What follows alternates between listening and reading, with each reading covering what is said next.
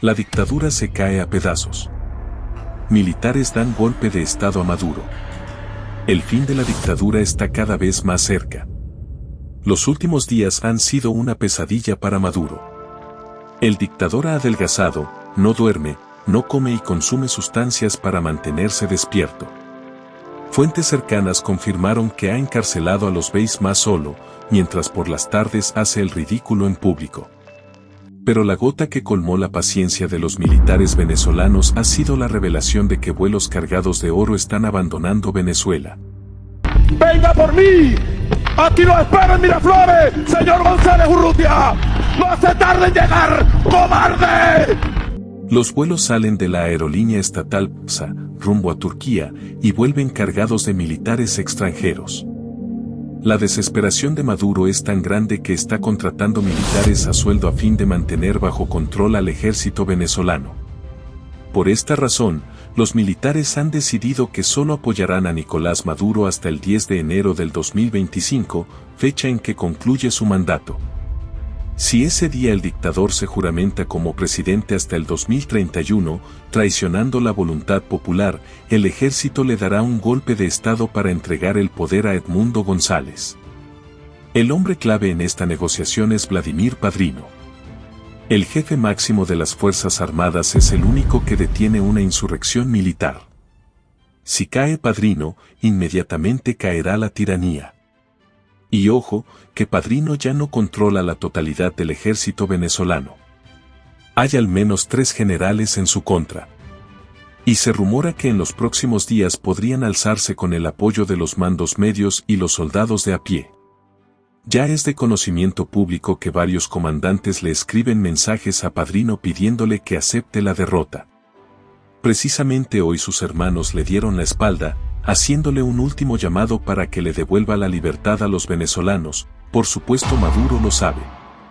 Y está absolutamente neurótico. La caída de la dictadura de Bangladesh, aliado del régimen, lo ha puesto al borde de la locura.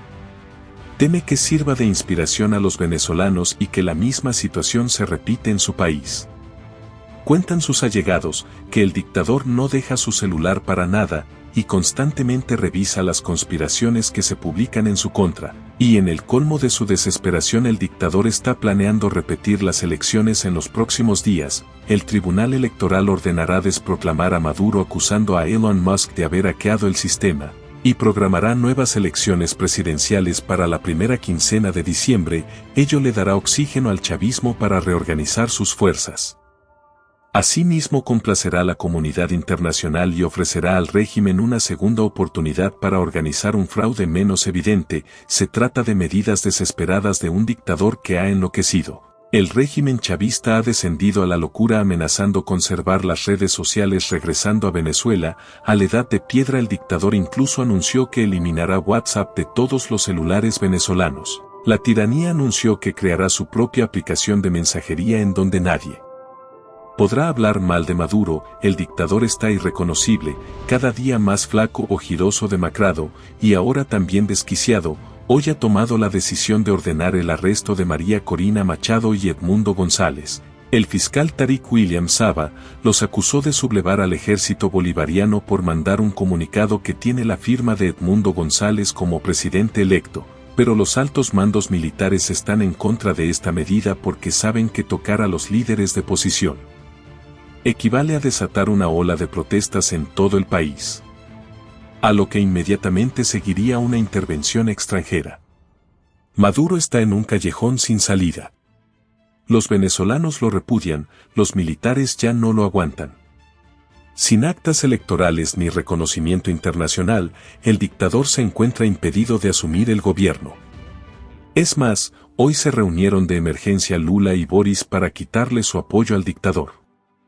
La izquierda democrática ha empezado a ver a Maduro como un apestado. Ahora que se le fueron Chile y Brasil, al dictador solo le quedan 2 aliados. Estamos hablando de México y Colombia, el ala dura de la izquierda en el continente. Amigos mexicanos y colombianos, hay que presionar a estos presidentes para que le quiten el apoyo al dictador y se pongan del lado correcto de la historia. ¿Cómo se ve que cuando uno está en su salsa, se nota, ¿no?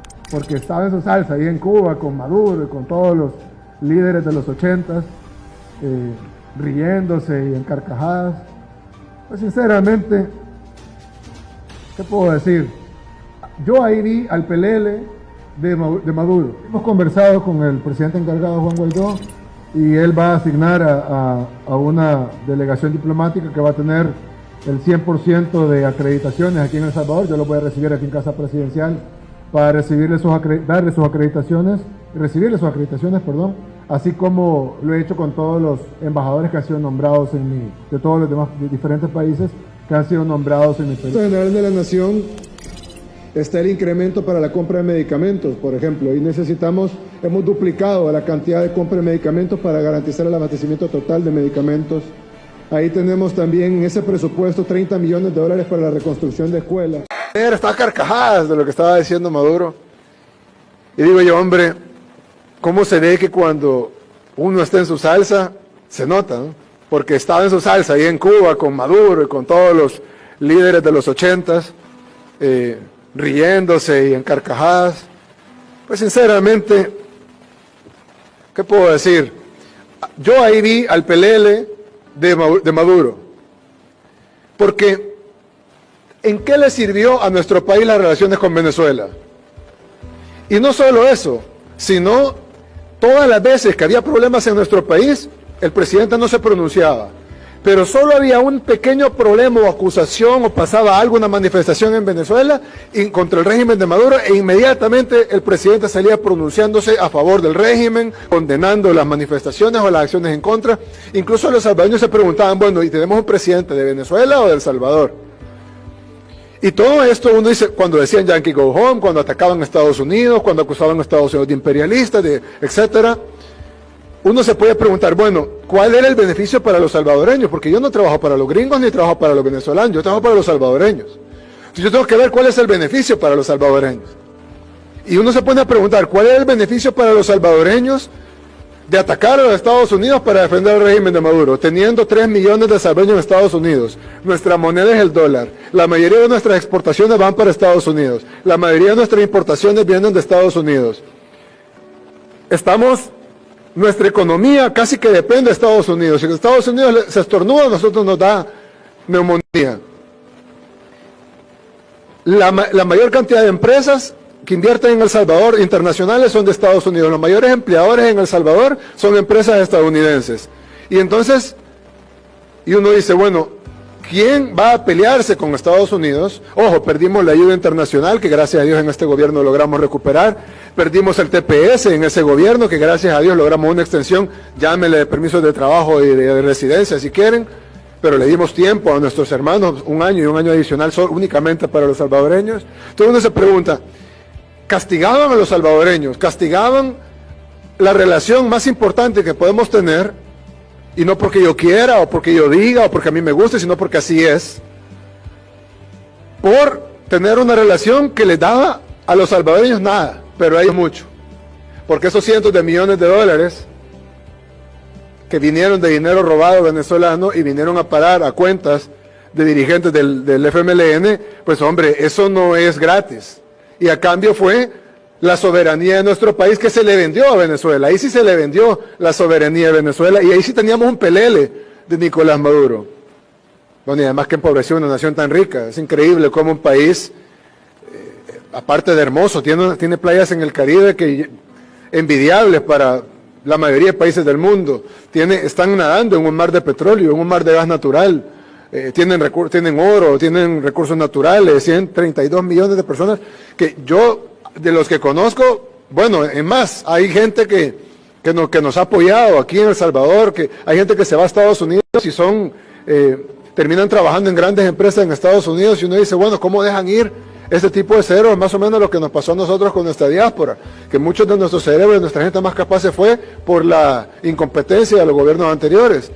Y cómo destruyeron el tejido social y productivo del país a un nivel de que se fue tanta gente. En el caso de Venezuela es mucho peor todavía. En el caso de Venezuela tienen salario mínimo de $4 al mes. Y con la hiperinflación eso varía, es decir, le suben y lo suben a $10, por decir el equivalente a $10, pero con la hiperinflación se vuelve otra vez a $4 o a $2. un país tan rico, un país tan hermoso, un país con tantos recursos, ¿cómo puede ser que no haya podido destruir tanto? Es decir, ni tratando de destruirlo se puede lograr lo que este tipo de sinvergüenzas han logrado con